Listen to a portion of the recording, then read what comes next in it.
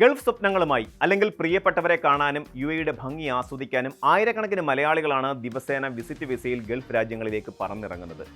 എന്നാൽ ഭരണകൂടം കർശനമാക്കിയ immigration നിയമങ്ങളെക്കുറിച്ചും visa നിബന്ധനകളെക്കുറിച്ചും കൃത്യമായ ധാരണയില്ലെങ്കിൽ നിങ്ങളുടെ സന്തോഷകരമായ യാത്ര വലിയൊരു സാമ്പത്തിക ബാധ്യതയിലും നിയമക്കുരുക്കുകളിലും കലാശിച്ചേക്കാം.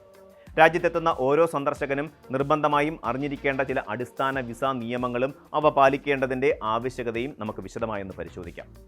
യിലെത്തുന്ന ഒരു വിസിറ്റ് വിസക്കാരൻ ആദ്യമായി ചെയ്തു തീർക്കേണ്ട കാര്യം തങ്ങളുടെ വിസയുടെ കൃത്യമായ കാലാവധി മനസ്സിലാക്കലാണ്. പലപ്പോഴും വിസ എടുത്തു നൽകുന്ന ട്രാവൽ ഏജൻസികൾ നൽകുന്ന വാക്കാലുള്ള വിവരങ്ങളെ മാത്രം ആശ്രയിച്ച് യാത്രക്കാർ വലിയ അമളികളിൽ പെടാറുണ്ട്.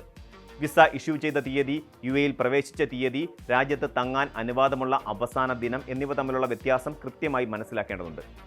Federal authority for identity, citizenship, customs and port security അല്ലെങ്കിൽ general directorate of residency and foreign affairs എന്നിവരുടെ ഔദ്യോഗിക പോർട്ടലുകൾ വഴി പാസ്പോർട്ട് നമ്പരും വിസ നമ്പരും ഉപയോഗിച്ച് ആർക്കും വിസയുടെ കാലാവധി ഓൺലൈനായി പരിശോധിക്കാവുന്നതാണ്. ഏജന്റുമാർ പറയുന്നത് കേട്ട് കാത്തിരിക്കാതെ വിമാനമിറങ്ങിയ ഉടൻ തന്നെ വിസയുടെ വാലിഡിറ്റി പരിശോധിക്കുന്നത് ഭാവിയിലുണ്ടാകുന്ന വലിയ അബദ്ധങ്ങൾ ഒഴിവാക്കാൻ സഹായിക്കും. അനുവദിക്കപ്പെട്ട കാലാവധിക്കുള്ളിൽ വിസ പുതുക്കുകയോ രാജ്യം വിടുകയോ ചെയ്യാതിരുന്നാൽ വിസ കാലാവധി തീരുന്ന ദിവസത്തിന്റെ അർദ്ധരാത്രി 12 മണി മുതൽ തന്നെ നിയമലംഘനത്തിനുള്ള പിഴ ഈടാക്കാൻ തുടങ്ങും.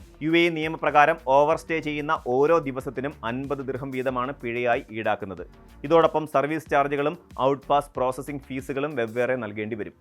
ദിവസങ്ങൾ നീളുന്നതോടെ ഈ പിഴത്തുക സാധാരണക്കാർക്ക് താങ്ങാനാവുന്ന സാമ്പത്തിക ബാധ്യതയായി മാറുകയും ചെയ്യും. പിഴ അടച്ചു തീർക്കുന്നതിലും ഗുരുതരമാണ് അബ്സ്കോണ്ടിംഗ് അഥവാ ഹറൂബ് കേസ്.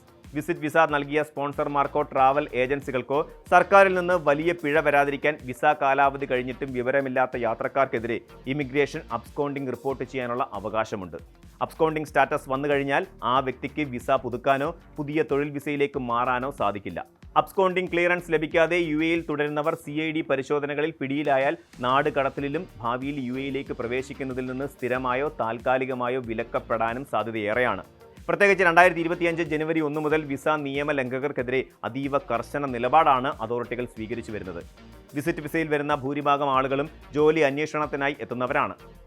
നിയമപ്രകാരം വിസിറ്റ് വിസയിൽ വന്ന് കമ്പനികളിൽ അഭിമുഖങ്ങളിൽ പങ്കെടുക്കുന്നതിനോ ജോലി അന്വേഷിക്കുന്നതിനോ യാതൊരുവിധ തടസ്സങ്ങളുമില്ല. എന്നാൽ വിസിറ്റ് വിസയിൽ ഇരുന്നു കൊണ്ട് തൊഴിൽ ചെയ്യുന്നതോ കമ്പനികളിൽ താൽക്കാലികമായി ജോലിയിൽ പ്രവേശിക്കുന്നതോ കർശനമായി വിലക്കിയിട്ടുള്ള കാര്യമാണ്. മാനവ വിഭവശേഷി മന്ത്രാലയത്തിന്റെ ലേബർ പരിശോധനകളിൽ വിസിറ്റ് വിസയിൽ ജോലി ചെയ്യുന്നത് പിടിയിലായാൽ കടുത്ത നടപടികൾ നേരിടേണ്ടി വരും. അതിൽ ജോലി ചെയ്യുന്ന വ്യക്തിക്കും ജോലി നൽകിയ സ്ഥാപനത്തിനും ഒരുപോലെ പിഴ ലഭിക്കും. വ്യക്തിക്ക് 2000 ദിർഹവും സ്ഥാപനത്തിന് 2000 ദിർഹവും ഉൾപ്പെടെ ആകെ 4000 ദിർഹം വരെയാണ് ആദ്യഘട്ടത്തിൽ പിഴ ഈടാക്കുന്നത്. ഇമിഗ്രേഷൻ അല്ലെങ്കിൽ CID പരിശോധനയിലാണ് പിടിക്കപ്പെടുന്നതെങ്കിൽ തടവ് ശിക്ഷയും പിഴയും തുടർന്ന് നാടുകടത്തലും നേരിടേണ്ടി വരും. അതിനാൽ വിസിറ്റ് വിസയിലുള്ളവർ കൃത്യമായ എംപ്ലോയ്മെന്റ് വിസ ലഭിച്ച് അതിൽ വർക്ക് പെർമിറ്റ് സ്റ്റാറ്റസ് മാറിയ ശേഷം മാത്രമേ ജോലിയിൽ പ്രവേശിക്കാവൂ.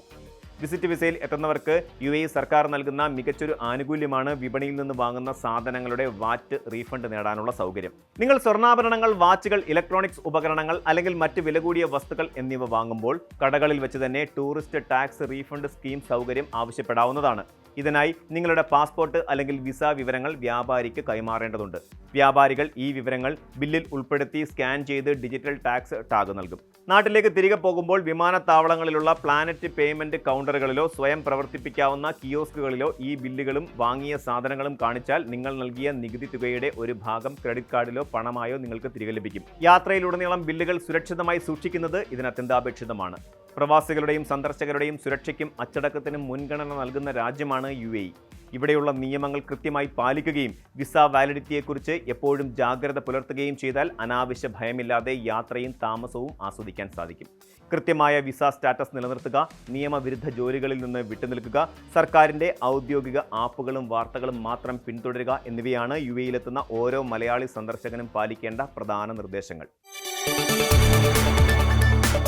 കൂടുതൽ വാർത്തകൾക്ക് News 18 Keralam YouTube channel subscribe ചെയ്യുക.